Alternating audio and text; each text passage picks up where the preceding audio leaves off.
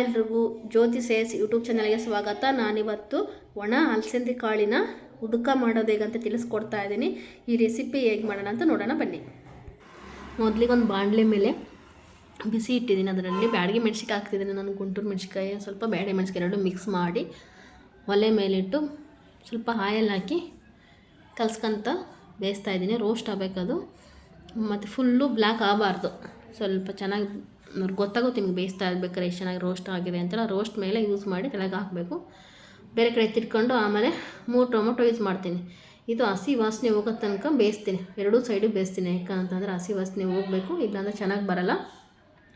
ಮತ್ತು ಸ್ವಲ್ಪ ಆಯಿಲ್ ಹಾಕೊಂಡು ಬೇಯಿಸಿದ್ರೆ ಬೇಗ ಬೇಯುತ್ತೆ, ಇಲ್ಲಾಂದರೆ ಬೇಗ ಬೇಯಲ್ಲ. ಅದಕ್ಕೋಸ್ಕರ ಹಸಿ ವಾಸನೆ ಹೋಗೋ ತನಕ ಎರಡೂ ಸೈಡು ಬೇಯಿಸ್ಕೋಬೇಕು.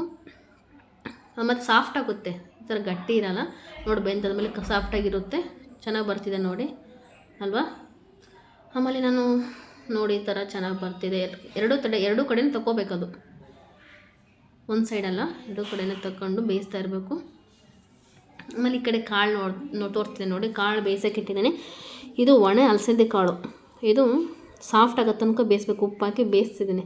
ನಮಗೆ ಎಷ್ಟು ಉದ್ಕೋಬೇಕು ಅಷ್ಟು ನೀರು ಹಾಕ್ಸ್ಕೊಂಡು ಬೇಯಿಸ್ಕೊಳ್ತಿದ್ದೀನಿ.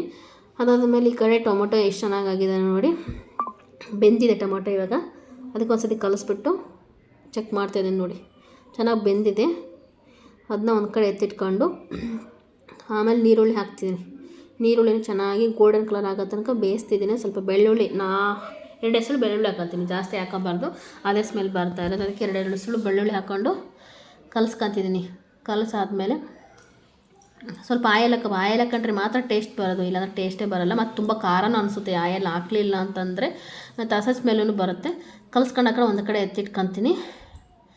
ನಂತರ ಏನು ಮಾಡ್ತೀನಿ ಅಂದರೆ 1-2 ಬದನೆಕಾಯಿ ತಗೊಳ್ತೀನಿ. ಯಾಕಂದರೆ ಚೆನ್ನಾಗಿರೋದು, ಉಳುಕು ಆಗಿರಬಾರ್ದು ಅಂತ ಬದನೆಕಾಯಿ ತಗೊಂಡು ನೋಡಿ ಲೋ ಫ್ಲೇಮಲ್ಲಿ ಚೆನ್ನಾಗಿ ಬೇಯಿಸ್ತೀನಿ.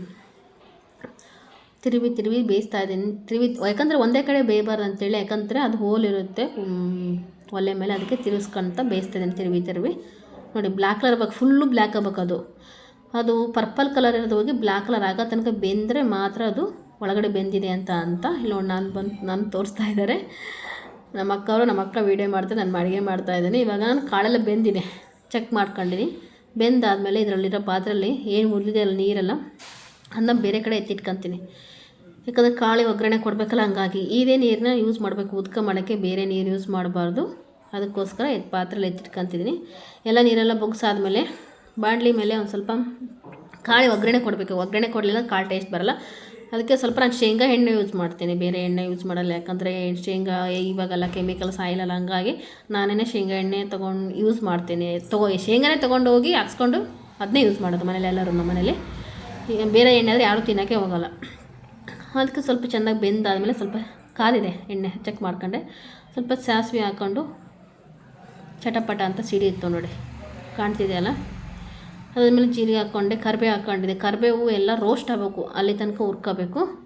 ಅದಾದಮೇಲೆ ಒಂದು ನೀರುಳ್ಳಿ ಕೊಯ್ಕೊಂಡಿದ್ದೆ, ಅದನ್ನ ಹಾಕ್ಕೊಳ್ತಿದ್ದೀನಿ. ನೀರುಳ್ಳಿ ಗೋಲ್ಡನ್ ಕಲರ್ ಆಗೋ ತನಕ ಕಲ್ಸ್ಕೊಂತ ಬೇಯಿಸ್ಬೇಕು ನೋಡಿ. ಯಾವ ಥರ ಬೇಯ್ತಾ ಇದೆ ಅಂಥೇಳಿ, ಚೆನ್ನಾಗಿ ಬೇಯ್ತಿದೆ ಅಲ್ವಾ. ಈ ಥರ ಬೆಂದಾದಮೇಲೆ ಒಂದು 4 ಎಸಳು ಬ್ಯಾಡಗಿ ಮೆಣಸಿನ್ಕಾಯಿ ಹಾಕ್ತಿದ್ದೀನಿ ಇದಕ್ಕೆ. ಯಾಕಂದರೆ ಖಾರ ಇರೋಲ್ಲ, ಅದು ಟೇಸ್ಟ್ ಬರುತ್ತೆ, ತುಂಬ ಟೇಸ್ಟ್ ಬರುತ್ತೆ. ಹಂಗಾಗಿ ಕಾಳೊಳಗೆ ಅದ್ರ ಜೊತೆ ತಿಂದರೆ ಒಂಥರ ಏನೋ ಫೀಲು, ತುಂಬ ಟೇಸ್ಟ್ ಕೊಡುತ್ತೆ. ತಿಂದು ಟ್ರೈ ಮಾಡಿ ನೋಡಿ ನೀವು. ನೋಡಿ ಚೆನ್ನಾಗಿ ಬಂದಿದೆ ನೋಡಿ. ಈ ಥರ ಗೋಲ್ಡನ್ ಕಲರ್ ಆಗೋ ತನಕ ಬೇಯಿಸಾದ್ಮೇಲೆ ಎತ್ತಿಟ್ಕೊಂಡಿರೋ ಕಾಳೆಲ್ಲ ತೊಗೊಂಡು ಒಳಗೆ ಹಾಕ್ತಾಯಿದ್ದೀನಿ. ಕಾಳು ಸ್ವಲ್ಪನೂ ನೀರಿರಬಾರ್ದು, ನೀರೆಲ್ಲ ತೆಗೆದಿರೋ ಕಾಳನ್ನೆಲ್ಲ ಹಾಕ್ಕೊಂಡು ಕಲಿಸ್ಬೇಕು ಅದನ್ನ. ಉಪ್ಪು ಕಡಿಮೆ ಇದ್ದರೆ ಸ್ವಲ್ಪ ಇವಾಗೂ ನೀವು ಉಪ್ಪು ಹಾಕಬೋದು. ನಾನು ಕರೆಕ್ಟ್ ಇದೆ, ಹಂಗಾಗಿ ಉಪ್ಪು ಅವಶ್ಯಕತೆ ಇಲ್ಲ ನಮಗೆ. ನೋಡಿ ಚೆನ್ನಾಗಿ ಬೆಂದಿದೆ. 2 ನಿಮಿಷ ಫ್ರೈ ಮಾಡ್ಕೋಬೇಕು, ಕಲ್ಸ್ಕೊಂತ ಫ್ರೈ ಮಾಡ್ಕೋಬೇಕು. ಮತ್ತು ಇಲ್ಲಾಂದ್ರೆ ಸೀದೋಗುತ್ತೆ, ಹಂಗೆ ಬಿಟ್ಬಿಟ್ರೆ. ಕಲ್ಸ್ಕೊಂತಲೇ ಫ್ರೈ ಮಾಡಬೇಕು. ಫ್ರೈ ಮಾಡಾದ ತಕ್ಷಣ ಎತ್ತಿಟ್ಕೊಂತೀನಿ ಒಂದು ಕಡೆಗೆ. ಇದ್ರ ಕೆಲಸ ಮುಗೀತು. ಆಮೇಲೆ ನಾನು ಇದಕ್ಕನ್ನೇ ಮ್ಯಾಶ್ ಮಾಡೋಣ ಅಂತೇಳಿ ತಗೊತಿದ್ದೀನಿ ನೋಡಿ. ಫಸ್ಟ್ ಒಣಮೆಣ್ಸಿಕಾಯಿ ಹಾಕ್ಕೊಂಡು, ನನ್ನ ಕೈಯಿಂದ ಕಿವುಚಲ್ಲ, ನನ್ನ ಕೈ ಉರಿಯುತ್ತೆ ಅಂತೇಳಿ ಕಿವುಚಿಲ್ಲ. ಅದಕ್ಕೆ ಮಸಿಗುಂಡಿ ಅಂತ ಫಸ್ಟ್ ಜಜ್ಕೊತೀನಿ. ಸ್ವಲ್ಪ ನೀರು ಹಾಕ್ಕೊಂಡು ಮ್ಯಾಶ್ ಮಾಡ್ತೀನಿ ನೋಡಿ. ಮ್ಯಾಶ್ ಮಾಡಿ ಸ್ವಲ್ಪ ನೀರು ಹಾಕೊಳ್ಳಿ ಬೇಕಂದರೆ. ಆಮೇಲೆ ಇದು ನೋಡಿ ಈ ಥರ ಮ್ಯಾಶ್ ಮಾಡ್ಕೊತೀನಿ. ಅದಾದ ತಕ್ಷಣ ಸಾಫ್ಟಾಗಿ ಬೆಂದಿರೋ ಟೊಮೊಟೊ ಹಾಕ್ಕೊಳ್ತೀನಿ. ಟೊಮೊಟೊ ಸಾಫ್ಟ್ ಆದರೆ ಮಾತ್ರ ಮ್ಯಾಶ್ ಆಗೋದು, ಇಲ್ಲಾಂದರೆ ಆಗೋಲ್ಲ. ಅದಕ್ಕೆ ಟೊಮೊಟೊನ ಚೆಂದಾಗಿ ಮ್ಯಾಶ್ ಮಾಡ್ಕೊತೀನಿ ನೋಡಿ. ನನಗೆ ಸ್ವಲ್ಪ ಶೀತ ಆಗ್ಬಿಟ್ಟಿತ್ತು ತುಂಬ, 2 ದಿನ ತಿಂತ ತುಂಬ ಕೋಲ್ಡ್ ಆಗ್ಬಿಟ್ಟಿದೆ. ಅದಕ್ಕೆ ಕರಿಬೇವು ಹಾಕೊಂಡೆ.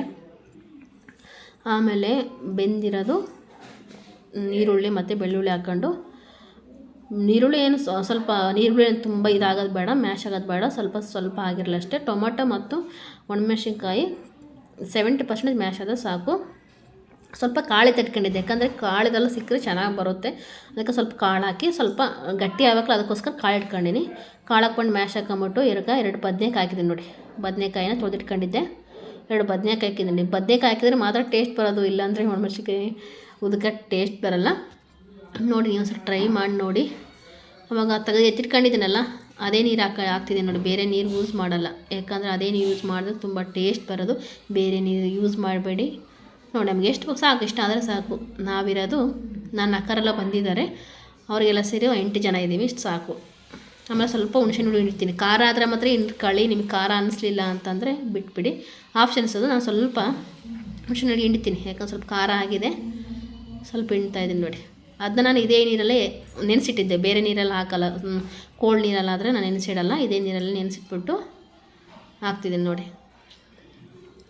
ಈಗ ರೆಡಿ ಆಯಿತು ಉದಕ ನೋಡಿ. ಈಗ ನಾನು ತಟ್ಟೆಯಲ್ಲಿ ಸರ್ವ್ ಮಾಡ್ತಿದ್ದೀನಿ ಯಾವ ಥರ ಆಗಿದೆ ಅಂತೇಳಿ. ಮುದ್ದೆ, ಉದಕ, ಕಾಳು ಇದೇ ಥರ ನೀವು ಟ್ರೈ ಮಾಡಿ.